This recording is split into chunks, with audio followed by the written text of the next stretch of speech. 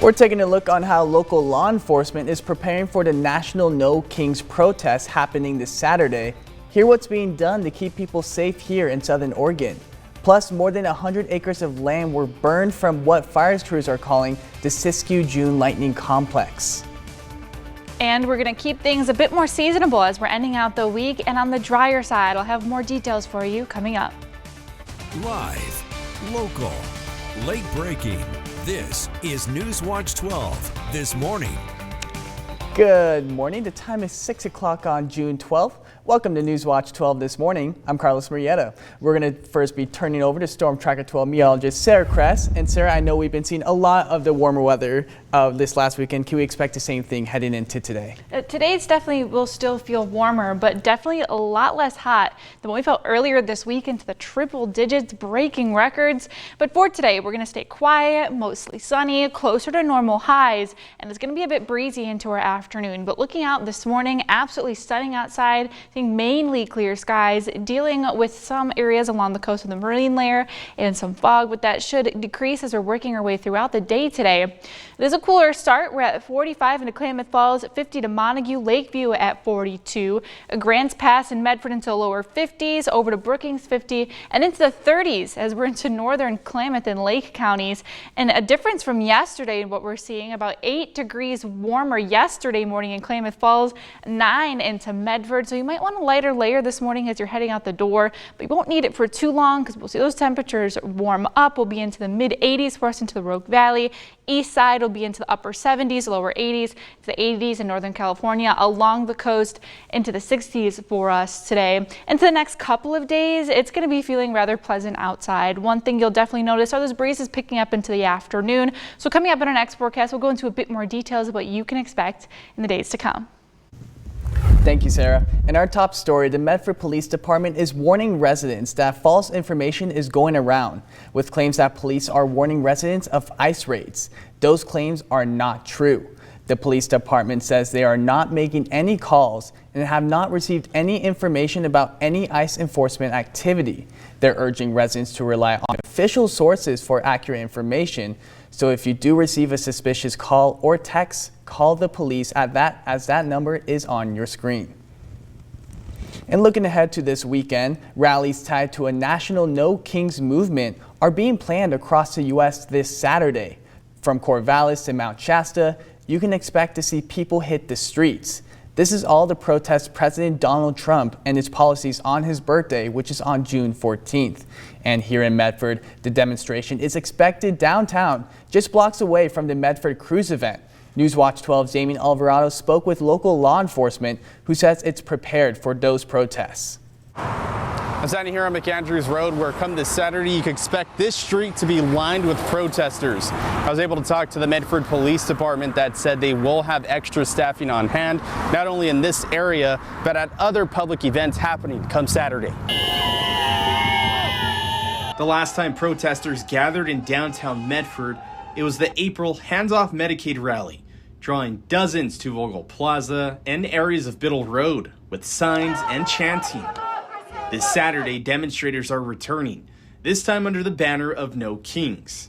According to their website, organizers are saying it's a national protest movement opposing authoritarianism and abuse of power. We are aware, we have been pre-planning, we are in our planning stages. Lieutenant Jeff Kirkpatrick with Medford Police says his team has already been in touch with organizers to plan ahead and set expectations. Allow people to express their right to free speech and their opinions. The department is also staffing the Medford Cruise event happening just blocks away. Kirkpatrick says officers are prepared to manage both events safely. There's always little things that pop up especially with traffic. And so we see those events or we see those incidents and we kind of handle them as they occur. Police say they are ready to work with local businesses and protect demonstrators' First Amendment rights, but also ensure we're not seeing criminal activity. In Medford, I'm Damien Alvarado. New this morning, Senator Ron Wyden, along with other state leaders, have reintroduced the My Body, My Data Act back into legislation. The bill is aimed at strengthening privacy protections for reproductive and sexual health information. The legislation would limit the collection and sharing of data to what's necessary to provide service. This includes apps and online platforms not covered by HIPAA. It would also give individuals the right to access, correct, or delete information, allowing people to sue for violations. The bill comes amid of growing concern over digital surveillance after the Supreme Court overturned Roe v. Wade. Moving into a fire watch, several zones in Siskiyou County were briefly placed under evacuation warnings, including one evacuation order, as firefighters responded to a vegetation fire in Montague. This morning, CAL FIRE Siskiyou unit has fully contained the Jade fire and has confirmed the final size of that fire to be 3.3 acres. All evacuation warnings and orders have been returned to normal status, but residents are being asked to avoid the area as crews mop up and look out for any other hotspots. And more than 1,200 lightning strikes lit up the sky across Siskiyou County, igniting a series of wildfires. CAL FIRE says this is all part of the Siskiyou June lighting complex. The Table Rock fire, the largest fire, has burned 99 acres and it's just 35% contained as of this morning. CAL FIRE crews remain on the ground in Siskiyou County, working to contain 7 lightning spark fires, burning at a combined 108 acres. CAL FIRE says that conditions will remain dangerous throughout this summer. We remind folks that our fuels are extremely dry, so watch our outdoor activities and what we're doing with any powered equipment and anything like that to start a new spark. The cause of each fire is still being monitored, but all are believed to be related to Tuesday's storm. Officials are asking the public to stay alert and call 911 if you see any smoke. And due to active fires around Northern California, the Siskiyou County Office of Emergency Services say they postponed their county-wide test to today. The test will be taking place at noon as Siskiyou County residents are being urged to sign up and check their Ready Siskiyou Alerts accounts, as users can choose how they want to receive emergency notifications. And it's also important to note that people should check their evacuation zones, as many have changed in the last year in order to be more effective. And for more details on how to find your evacuation zone, those details are on our website. And with fire season underway, the city of Ashland is asking community members to respond to 2 fire-related surveys in order to improve both preparedness and resilience.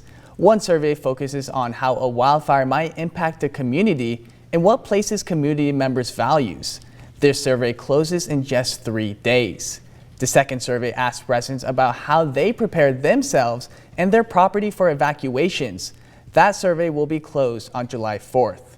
Both surveys will take approximately 10 minutes to complete. The Lake County Sheriff's Office is alerting residents to a phone scam in the North Lake County area. Targeting customers of Pacific Power and Surprise Valley Electric, scammers are posing as utility workers saying you need to switch your account to avoid losing service. The Sheriff's Office has confirmed that this is a scam, so if you do get a call from the number on your screen, hang up and block it immediately. Report the call to Pacific Power, Surprise Valley Electric, or the Federal Trade Commission.